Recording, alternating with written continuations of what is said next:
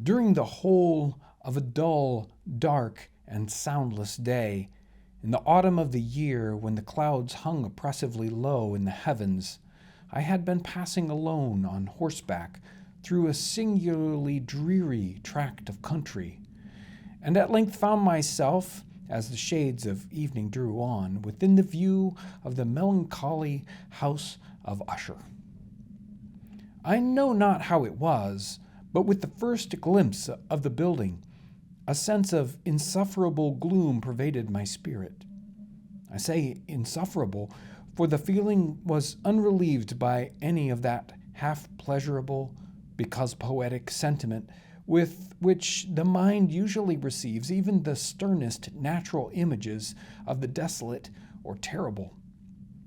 I looked upon the scene before me, upon the mere house, and the simple landscape features of the domain, upon the bleak walls, upon the vacant eye-like windows, upon the few rank sedges, and upon the few white trunks of decayed trees, with an utter desperation or depression of the soul, which I can compare to no earthly sensation more proper than to the after-dream of the reveler upon opium, the bitter lapse into everyday life, the hideous dropping off of the veil. There was an iciness, a sinking, a sickening of the heart, an unredeemed dreariness of thought which no goading of the imagination could torture into aught of the sublime. What was it? I paused to think. What was it that so unnerved me in the contemplation of the house of Usher? It was a mystery all insoluble. Nor could I grapple with the shadowy fancies that crowded upon me as I pondered.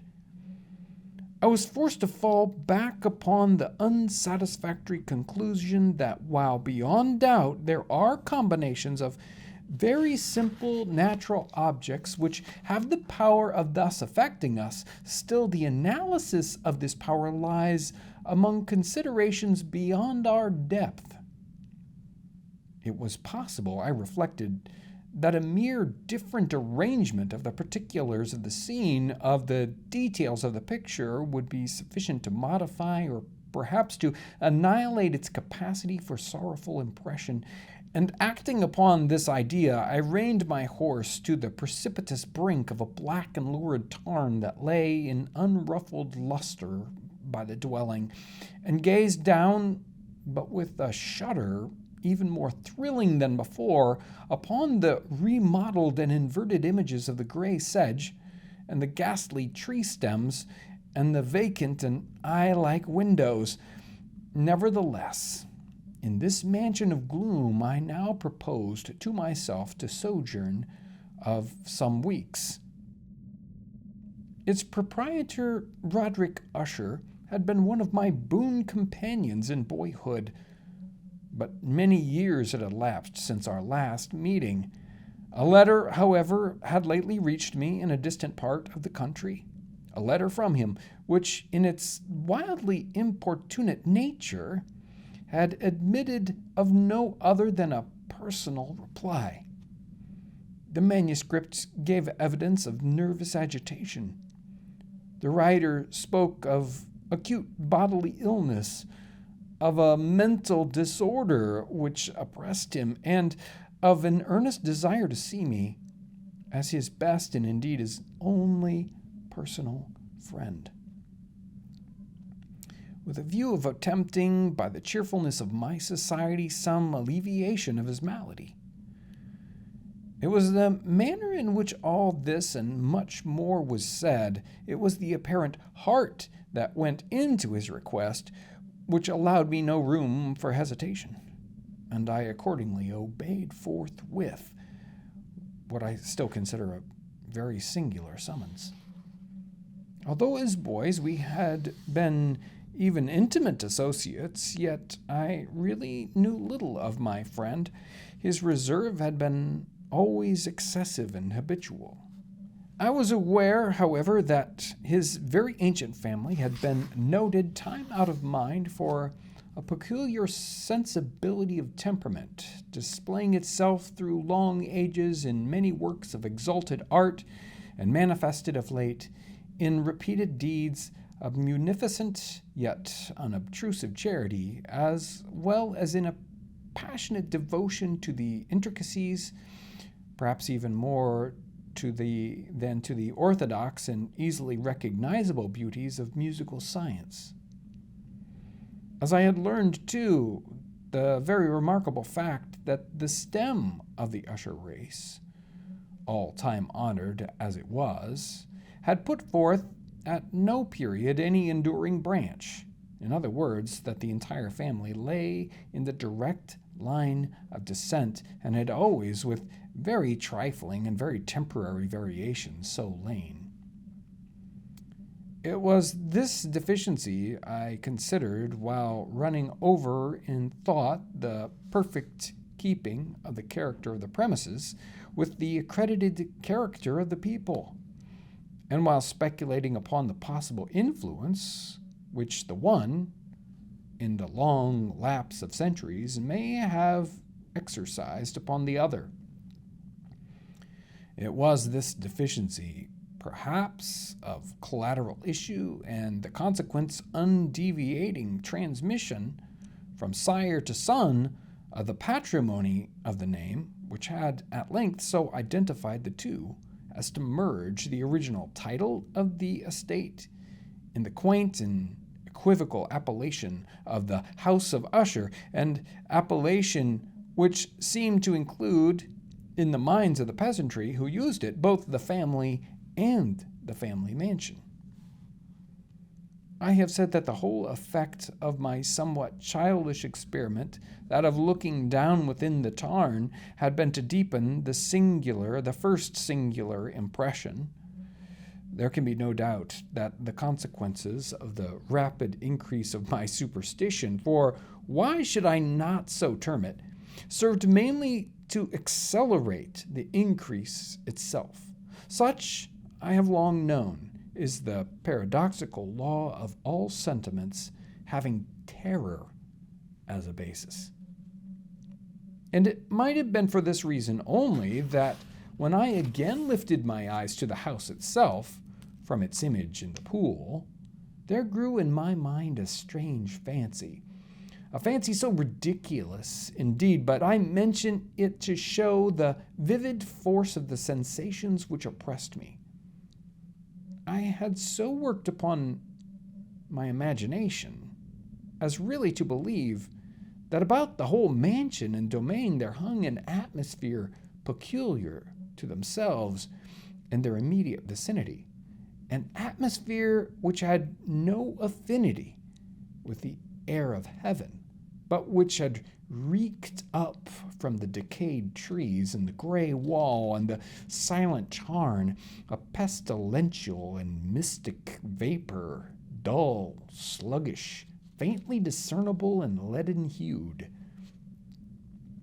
Shaking off from my spirit what must have been a dream, I scanned more narrowly the real aspect of the building. Its principal feature seemed to be that of an excessive antiquity. The discoloration of ages had been great. Minute fungi overspread the whole exterior, hanging in a fine tangled webwork from the eaves. Yet all this was apart from any extraordinary dilapidation. No portion of the masonry had fallen, and there appeared to be a wild inconsistency between its still perfect adaptation of parts and the crumbling condition of the individual stones. In this there was much that reminded me of the specious totality of old woodwork which has rotted for long years in some neglected vault with no disturbance from the breath of the external air. Beyond this indication of extensive decay, however, the fabric gave little token of instability. Perhaps the eye of a scrutinizing observer might have discovered a barely perceptible fissure, which, extending from the roof of the building in front, made its way down the wall in a zigzag direction until it became lost in the sullen waters of the tarn. Noticing these things, I rode over a short causeway to the house. A servant in waiting took my horse, and I entered the Gothic archway of the hall. A valet of stealthy step thence conducted me in silence through many dark and intricate passages in my progress to the studio of his master. Much that I encountered on the way contributed, I know not how, to heighten the vague sentiments of which I have already spoken, while the objects around me, while the carvings of the ceilings, the somber tapestries of the walls, and the ebon blackness of the floors, and the phantasmagoric armorial trophies which rattled as I strode, were but matters to which, or to such as which, I had been accustomed from my infancy. While I hesitated not to acknowledge how familiar was all this, I still wondered to find how unfamiliar were the fancies which ordinary images were stirring up. On one of the staircases I met the physician of the family. His countenance, I thought, wore a mingled expression of low cunning and perplexity. He accosted me with trepidation and passed on. The valet now threw open a door and ushered me into the presence of his master. The room in which I found myself was very large and lofty. The windows were long, narrow, and pointed, and at so vast a distance from the black oaken floor as to be altogether inaccessible from within.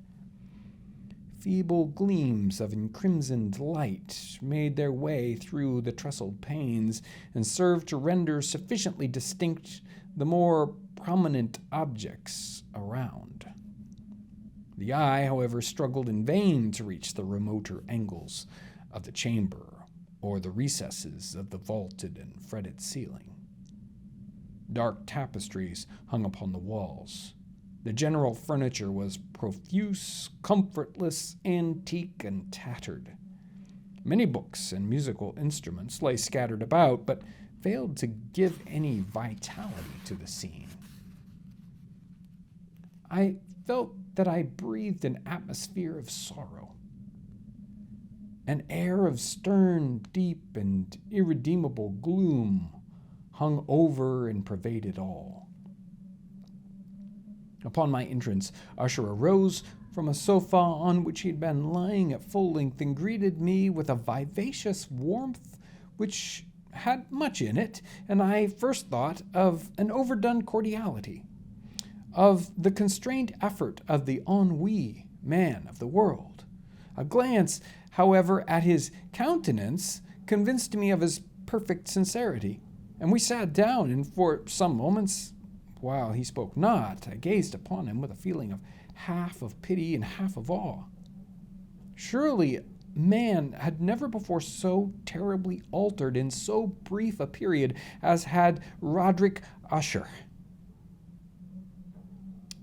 It was with difficulty that I could bring myself to admit the identity of the wan being before me with the companion of my early boyhood. Yet the character of his face had been at times remarkable. A cadaverousness of complexion, an eye large, liquid, and luminous beyond comparison, lips somewhat thin and very pallid, but of a surpassingly beautiful curve, a nose of a delicate Hebrew model, but with a breadth of nostril unusual in similar formations. A finely molded chin, speaking in its want of prominence of a want of moral energy. Hair, more of a web-like softness and tenuity.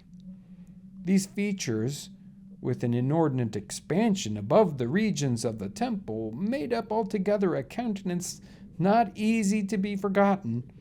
And now, in the mere exaggeration of the prevailing character of these features, and of the expression that they were wont to convey lay so much of a change that I doubted to whom I spoke.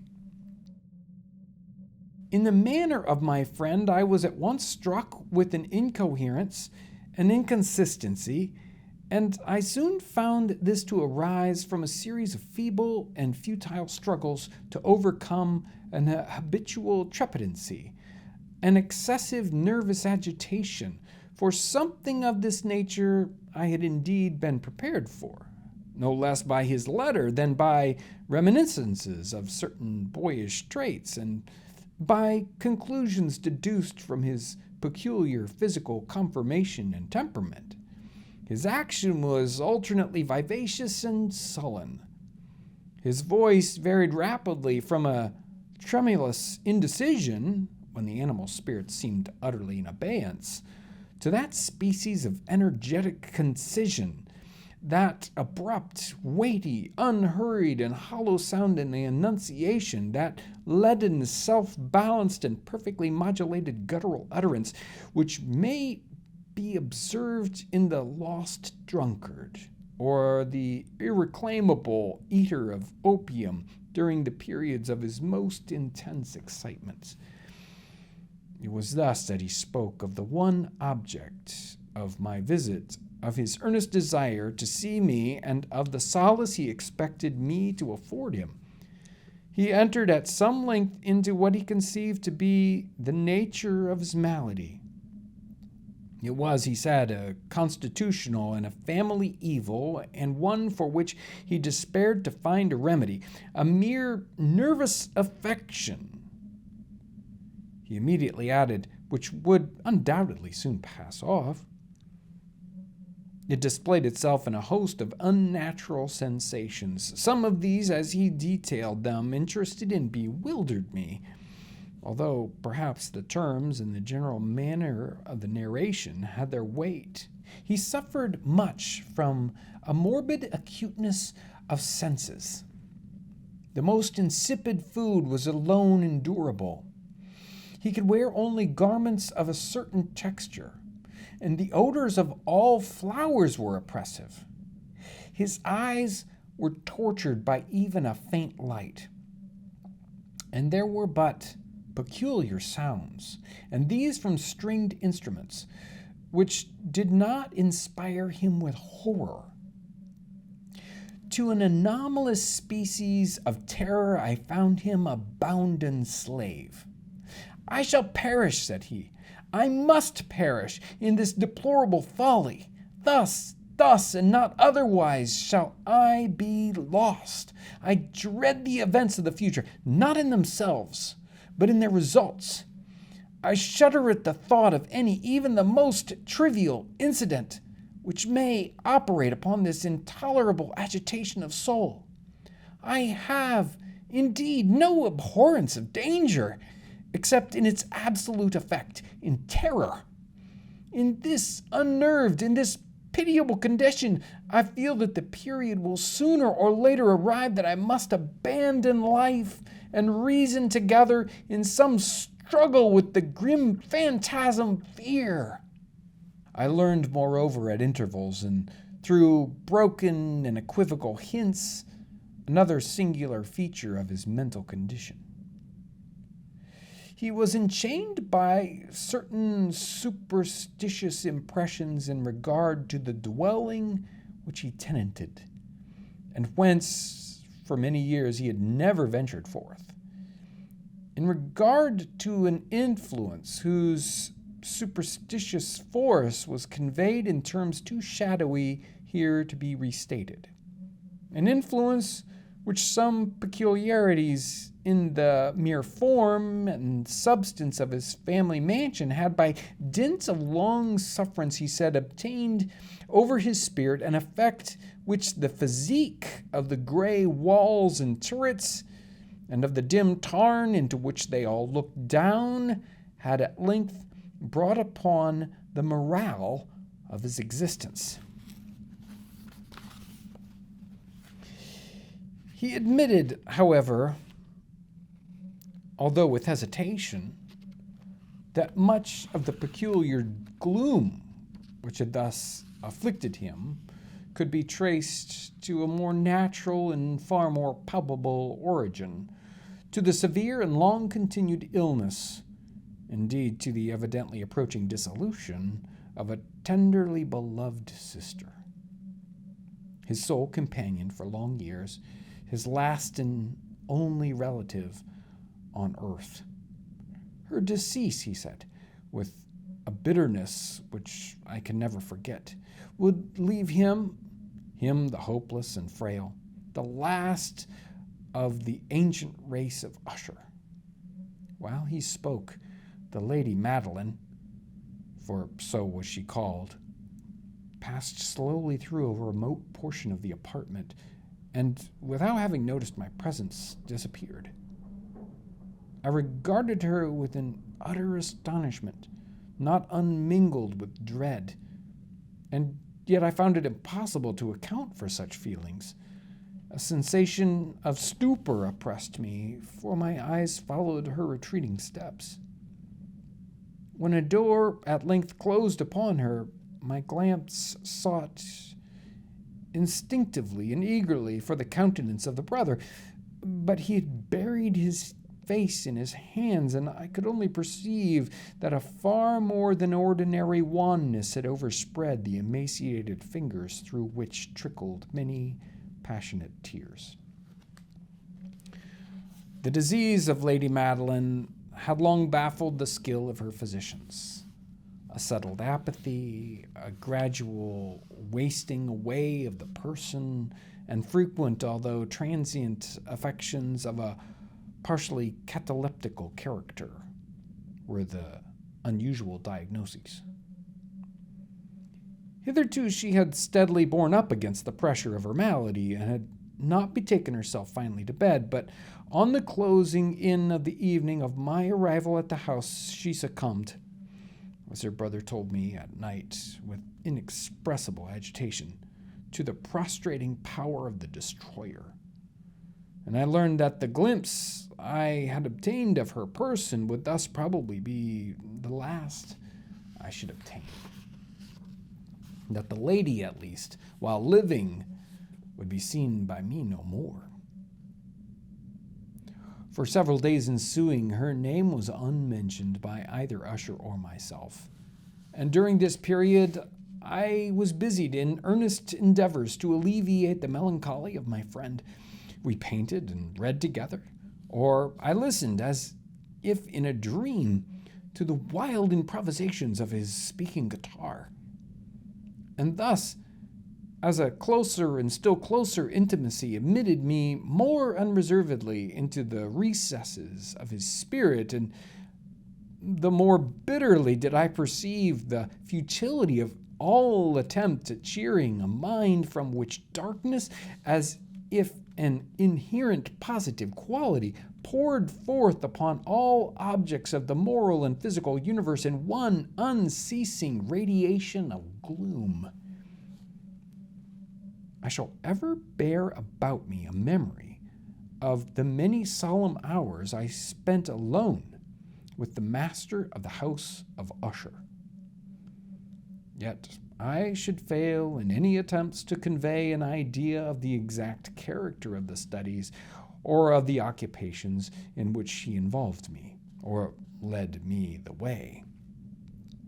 An excited and highly distempered ideality threw a sulphurous luster over all. His long improvised dirges will ring forever in my ears. Among other things, I hold painfully in mind a certain singular perversion and amplification of the wild air of the last waltz of Von Weber. From the paintings over which his elaborate fancy brooded, and which grew, touch by touch, into vagueness, at which I shuddered the more thrillingly, because I shuddered knowing not why. From these paintings, vivid as their images now are before me, I would in vain endeavor to induce more than a small portion which should lie within the compass of mere written words. But the utter simplicity, By the nakedness of his designs, he arrested and overawed attention. If ever mortal painted an idea, that mortal was Roderick Usher. For me, at least, in the circumstances then surrounding me, there arose out of the pure abstractions which the hypochondriac contrived to throw upon his canvas an intensity of intolerable awe, no shadow of which felt I ever yet in the contemplation of the certainly glowing yet too concrete reveries of Fuseli.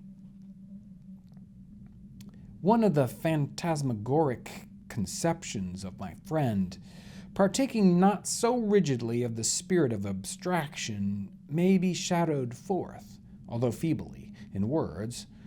A small picture presented the interior of an immensely long and rectangular vault or tunnel with low walls, smooth, white, and without interruption or device. Certain accessory points of the design served well to convey the idea that this excavation lay at an exceeding depth below the surface of the earth.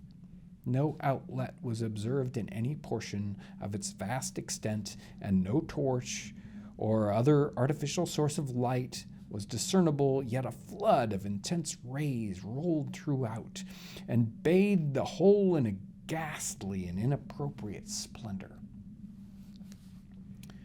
I have just spoken of that morbid condition of the auditory nerve which rendered all music intolerable to the sufferer, with the exception of certain effects or stringed instruments.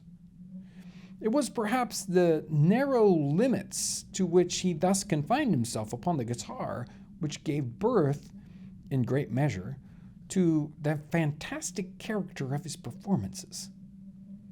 But the fetid facility of his impromptus could not so be accounted for. They must have been, and were, in the notes as well as in the words of his wild fantasias, for he not unfrequently accompanied himself with rhymed verbal improvisations, the result of that intense mental collectedness and concentration to which I have previously alluded as observable only in particular moments of the highest artificial excitement.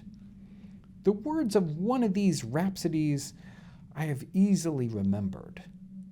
I was perhaps the more forcibly impressed with it as he gave it, because in the under or mystic current of its meaning I fancied that I perceived, and for the first time, a full consciousness on the part of Usher of the tottering of his lofty reason upon her throne.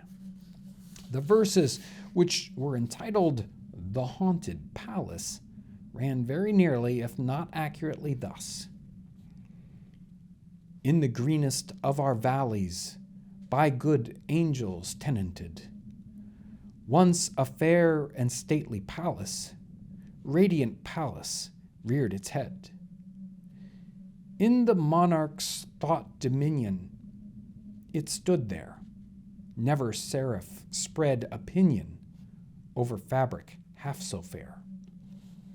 Banners yellow, glorious, golden, on its roof did float and flow. This, all this, was in the olden time long ago. And ever gentle air that dallied in that sweet day along the ramparts, plumed and pallid, a winged odor went away. Wanderers in that happy valley through two luminous windows saw spirits moving musically to a lute well-tuned law. Round about a throne were sitting Parphogene, in state his glory well befitting, the ruler of the realm was seen. And all with pearl and ruby glowing was the fair palace door. through which came flowing, flowing, flowing, and sparkling evermore. A troop of echoes whose sweet duty was but to sing, in voices of surpassing beauty, the wit and wisdom of their king. But evil things in robes of sorrow assailed the monarch's high estate. Ah, let us mourn, for never morrow shall dawn upon him desolate. And round about his home the glory that blushed and bloomed is but a dim remembered story of the old time entombed. And now travelers within that valley through the red litten windows see vast forms that move fantastically to a discordant melody. While, like a rapid ghastly river through the pallid door, a hideous throng rushed out forever, and laugh but smile no more. I well remember the suggestions arising from this ballad led us into a strain of thought wherein there became manifest in the opinion of Usher's, which I mention not so much on account of its novelty, for other men have thought thus, as on account of the pertinacity with which he maintained it. This opinion, in its general form, was that of the sentience of all vegetable things. But it is his disordered fancy the idea had assumed a more daring character and trespassed under certain conditions upon the kingdom of the inorganization. I lack the words to express the full extent or the earnest abandon of his persuasion. The belief, however, was connected, as I have previously hinted, with the gray stones of the home of his forefathers. The conditions of the sentience had been here, he imagined, fulfilled in the method of the collocation of the stones, in the order of their arrangement, as well as in the many fungi which overspread them, and of the decayed trees which stood around. Above all, in the long undisturbed endurance of this arrangement, and in its reduplication in the still waters of the Tarn. Its evidence, the evidence of the sentience, was to be seen, he said, and I here started as he spoke, in the gradual yet certain condensation of an atmosphere of their own about the waters and walls. The result was discoverable, he added, in that silent yet importunate and terrible influence which for centuries had molded the destinies of his family, and which made him what I now saw him, what he was. Such opinions need no comment, and I will make none. Our books, the books which for years had formed no small portion of the mental existence of the invalid, were, as I might be supposed, in strict keeping with this character of phantasm. We pored together over such works as the Ververt and Chartreuse of Gresset, the Belphegor of Machiavelli, the Heaven and Hell of Swedenborg, the Subterranean Voyage of Nicholas Klim by Holberg, the Chiromancy of Robert Flood, of Jean de Dagny, and of Delacambre, the Journey into the Blue Distance by Tieck, and The City of the Sun by Campanella. One favorite volume was a small octavo edition of the Directorum Inquisitorum by the Dominican Emeric de Gironi. And there were passages in Pomponius Mela about the old African satyrs and Egipans, over which Usher would sit dreaming for hours.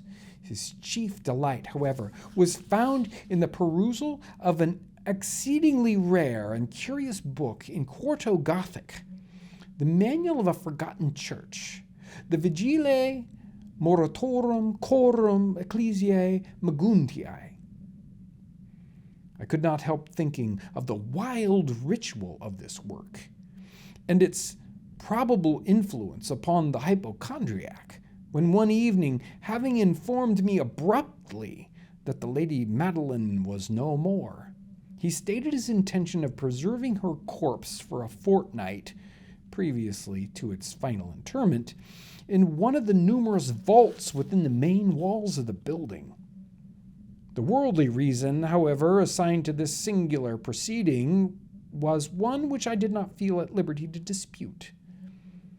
The brother had been led to his resolution, so he told me, by consideration of the unusual character of the malady of the deceased, of certain obtrusive and eager inquiries on the part of her medical men, and of the remote and exposed situation of the burial ground of the family.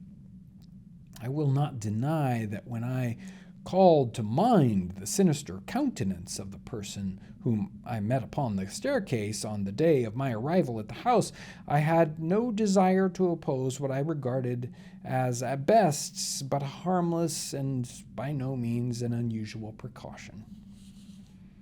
At the request of Usher, I personally aided him in the arrangement for the temporary entombment. The body having been encoffined, we two alone bore it to its rest. The vault in which we placed it, and which had been so long unopened that our torches, half smothered in its oppressive atmosphere, gave us little opportunity for investigation. It was small, damp, and entirely without means of admission for light, lying at great depth, immediately beneath that portion of the building in which was my own sleeping apartment. It had been used apparently in remote feudal times for the worst purposes of a dungeon keep, and in later days as a place of a deposit for powder or some other highly combustible substance, as a portion of its floor and the whole interior of a long archway through which we reached it were carefully sheathed with copper. The door, of massive iron, had been also similarly protected. Its immense weight caused an unusual sharp grating sound as it moved upon its hinges. Having deposited our mournful burden upon trestles within this region of horror, we partly turned aside the yet unscrewed lid of the coffin and looked upon the face of the tenant. A striking similitude between the brother and sister now first arrested my attention, and Usher, divining perhaps my thoughts, murmured out some few words from which I learned that the deceased and himself had been twins, and that sympathies of a scarcely intelligible nature had always existed between them. Our glances, however, rested not long upon the dead, for we could not regard her unawed. The disease which had thus entombed the lady in the maturity of youth had left, as usual, in all its maladies of a strictly cataleptical character, the mockery of a faint blush upon the bosom and the face, and that suspiciously lingering smile upon the lip, which is so terrible in death. We replaced and screwed down the lid, and having secured the door of iron, made our way with toil into the scarcely less gloomy apartments of the upper portion of the house. And now some days of bitter grief having lapsed, an observable change came over the features of the mental disorder of my friend. His ordinary manner had vanished. His ordinary occupations were neglected or forgotten, and he roamed from chamber to chamber with hurried and unequal and objectless step. The pallor of his countenance had assumed, if possible, a more ghastly hue. But the luminousness of his eye had utterly gone out. The once occasional huskiness of his tone was heard no more, and a tremulous quaver, as if of extreme terror, habitually characterized his utterance. There were times, indeed, when I thought his unceasingly agitated mind, which labored with some oppressive secret to divulge which he struggled for the necessary courage, at times again I was obliged to resolve all into a mere inexplicable vagaries of madness, for I beheld him gazing upon vacancy for long hours in an attitude of the profoundest attention, as if listening to some imaginary sound. It was no wonder that his condition terrified, that is, infected me. I felt it creeping upon me by slow yet certain degrees, the wild influences of his fantastic yet impressive superstitions. It was especially upon the retiring to bed late in the night of the 7th or 8th day after the placing of the Lady Madeline within the dungeon that I experienced the full power of such feelings. Sleep came not near my couch, while the hours waned and waned away. I struggled to reason off the nervousness which had domination over me. I endeavored to believe that much, if not all, of what I felt was due to the bewildering influence of the gloomy furniture of the room, of the dark and tattered tapestries which, tortured into motion by the breath of a rising tempest, swayed fitfully to and fro upon the walls, and rustled uneasily about the decorations of the bed. But my efforts were fruitless. An irrepressible tremor gradually pervaded my frame, and at length there sat upon my very heart an incubus of utterly causeless alarm. Shaking this off with a gasp and a struggle, I uplifted myself upon the pillows, and peering earnestly within the intense darkness of the chamber, hearkened, I know not why, except that an instinctive spirit prompted me to certain low and indefinite sounds which came through the pauses of the storm at long intervals, I knew not whence. Overpowered by an intense sentiment of horror, unaccountable yet unendurable, I threw on my clothes with haste, for I felt that I should sleep no more during that night, and endeavored to arouse myself from the pitiable condition into which I had fallen by pacing rapidly to and fro through the apartment. I had taken but few turns in this manner when a light step on an adjoining staircase arrested my attention. I presently recognized it as that of Usher, and in an instant afterwards he rapped, and with a gentle touch at my door, entered bearing a lamp. His countenance was, as usual, cadaverously wan, but moreover there was a species of mad hilarity in his eyes, an evidently restrained hysteria in his whole demeanor. His air appalled me, but anything was preferable to the solitude which I had so long endured, and I even welcomed his presence as a relief. "And have you not seen it?" he said abruptly, after having stared about him for some moments in silence. "Have you not seen it, then? But stay, you shall!" And thus speaking, and having carefully shaded his lamp, he hurried to one of the casements and threw it freely open to the storm. The impetuous fury of the entering gust nearly lifted us from our feet. It was indeed a tempestuous yet sternly beautiful night, and one wildly singular in its terror and its beauty. A whirlwind had apparently collected its force in our vicinity, for there were frequent and violent alterations in the direction of the wind, and the exceeding density of the clouds, which hung so low as to press upon the turrets of the house, did not prevent our perceiving the lifelike velocity with which they flew careering from all points against each other, without passing away into the distance. I say that even their exceeding density did not prevent our perceiving this, yet we had no glimpse of the moon or stars, nor was there any flashing forth of the lightning, but the under surfaces of the huge masses of agitated vapor, as well as all terrestrial objects immediately around us, were glowing in the unnatural light of a faintly luminous and distinctly visible gaseous exhalation which hung about and enshrouded the mansion.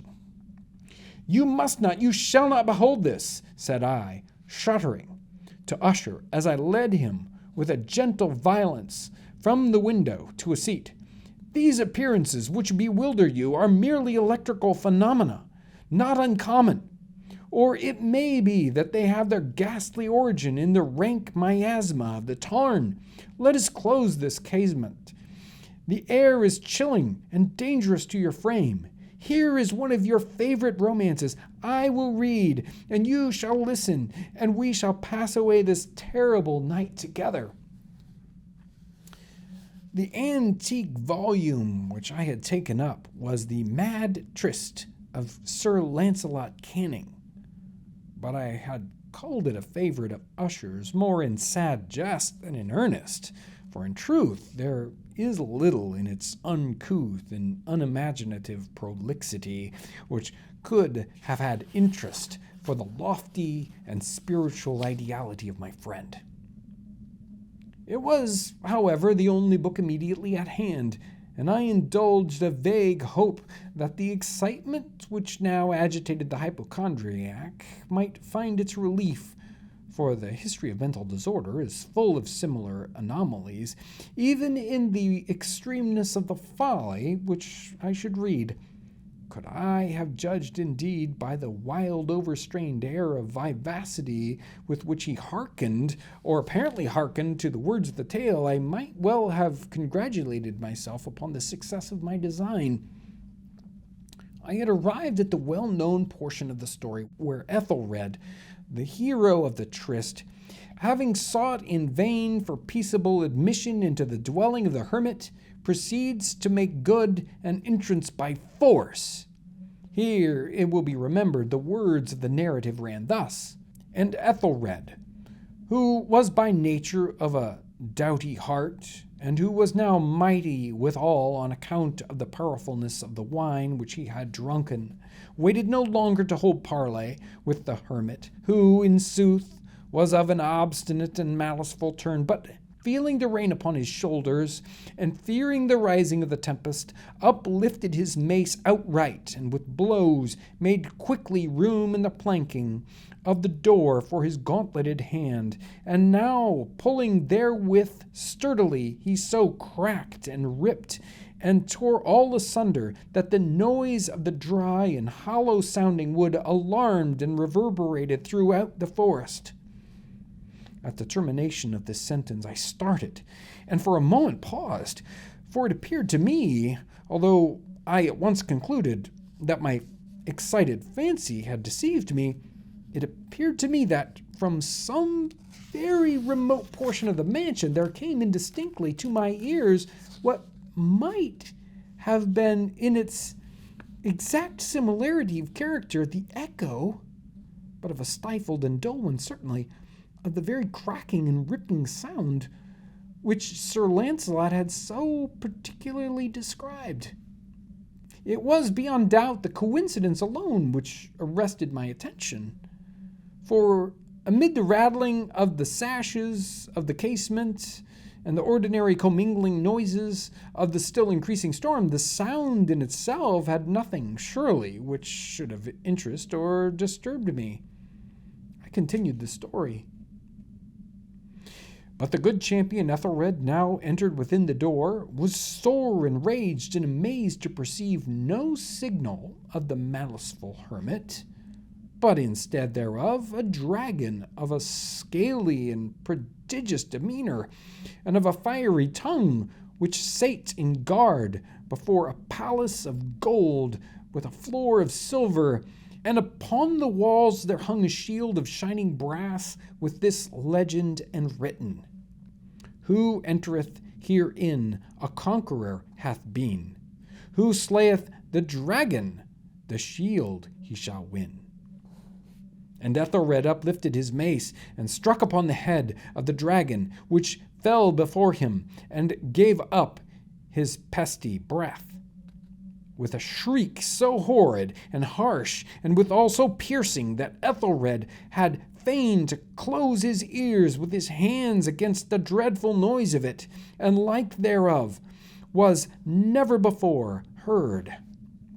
Here again I paused abruptly, and now with a feeling of wild amazement, for there could be no doubt whatever that in this instance I did actually hear, although from what direction it proceeded I found it impossible to say, a low, apparently distant, but harsh, protracted, and most unusual screaming or grating sound, the exact counterpart of what my fancy had already conjured up for the dragon's unnatural shriek as described by the romancer.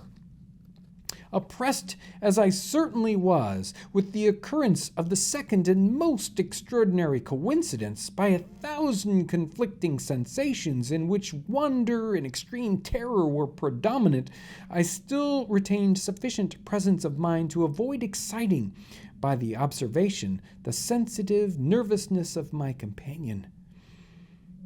I was by no means certain that he had noticed the sounds in question, although assuredly a strange alteration had during the last few minutes taken place in his demeanor. From a position fronting my own, he had gradually brought around his chair so as to sit with his face to the door of the chamber, and thus I could but partly perceive his features, although I saw that his lips trembled as if he were murmuring inaudibly.